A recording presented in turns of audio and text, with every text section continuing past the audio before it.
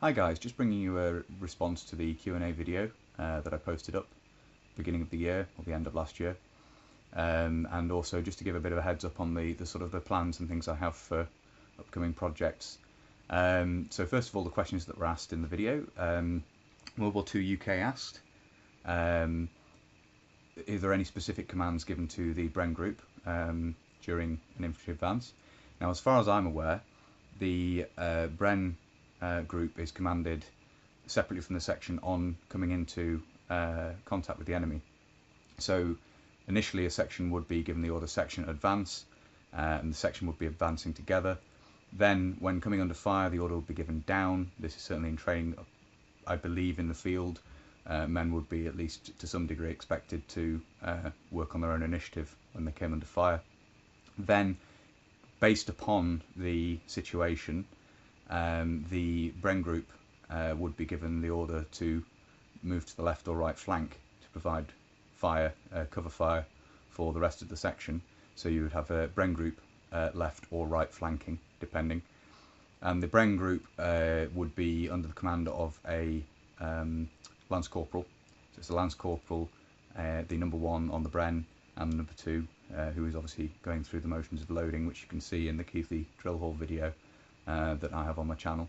And the Lance Corporal would be basically commanding the Bren group, picking out targets and regulating their fire. And then the Bren group would obviously be given right flanking, take a position to fire from, and then would be given the order Bren group advance, and then Bren group down, and so on as the attack progressed on the enemy position. So that's in a form, very much in a sort of drill manual section attack on a fixed position. That's the sort of commands that will be given to a Bren group within the section. So that's World War II UK's question.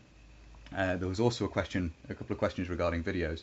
Dean Houston asked whether I plan to do any videos on the Troubles. As I said in a reply on the video, I do. I'm planning a video coming up hopefully next month on British Army, a British soldier in Ireland, in Northern Ireland rather, sorry, Londonderry specifically in 1972, I think is the one I'm going to go for there. Have the kit to do it, based directly off a period photograph, so always good to do it that way. What else have we got here? There was something else.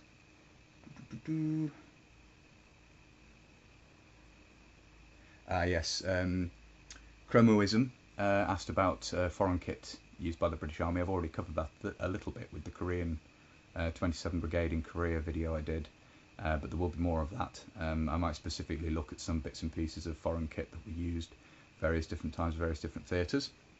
And I believe someone else asked about... yes, Matt Attack asked for a video on looking at my collection of weaponry, deactivated weapons, and I plan on doing a video of that as well at some point.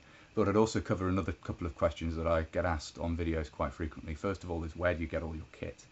And I get my kit various different places. The collection has been built up over 10 years now, something like that.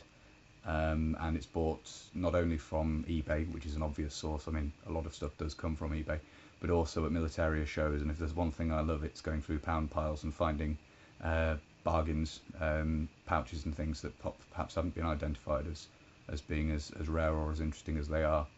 So that's basically, it's between eBay and shows and events and so on.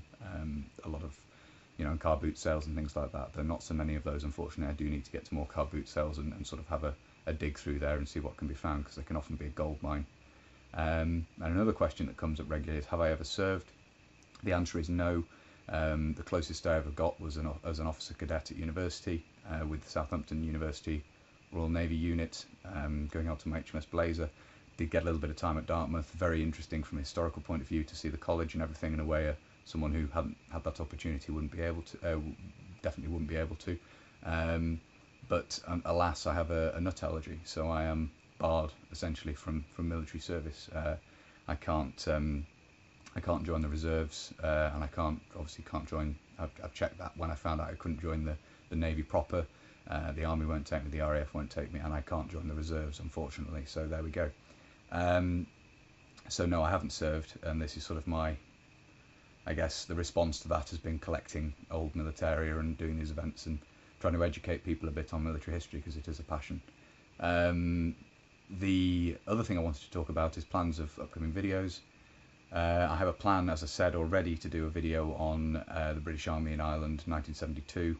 Obviously quite a tumultuous year in Northern Ireland, so an interesting time period to look at from that point of view. I won't get into the politics of it, that's not the purpose of this channel, it's not the purpose of the video I'll be doing on the kit and equipment, it's purely a look at the kit that was in use at the time. And I also have a plan for 2 other videos, one of which will be a British infantryman in the spring, well, the winter spring of 1918, which will be coming up probably next month as well. That might spill over into March. Obviously the time of the German spring offensive, so that'd be an interesting one to look at, how the British infantryman was equipped at that time. Possibly do it, day for day. Try and upload it on a specific day and find a photo of someone taken on a specific day in March or in late February to try and recreate perhaps. And the other one I would like to do is a video on the kit worn in Aden, and I'm thinking probably later on during the emergency there. Probably, well, the most known, the Argyll and Sutherland Highlanders. Probably do a video on them, and based again on a photograph of one of a private of that regiment out there in the kit they're wearing. So that's what's coming up soon. Hopefully, I'm going to try and upload a video every week, be it one of these or be it something a little bit more involved. But I hope you found that interesting, as I say, and I hope you're interested to hear the answers to the questions and also to hear answers to an expose of what's going to come up on the channel. I'll probably do some other little videos. I'm working out some other things. One other thing I will mention, I'm planning to do a response video to a couple of videos put out by the National Army Museum on First World War kit and equipment, which are somewhat lacking for an institution which is supposed to be obviously a repository of military history for the country. So I'm planning to do those if that sounds like something people would be interested in seeing. So anyway, I think that's it for now. I think I've covered everything I wanted to, and yeah, that's it. Bye for now.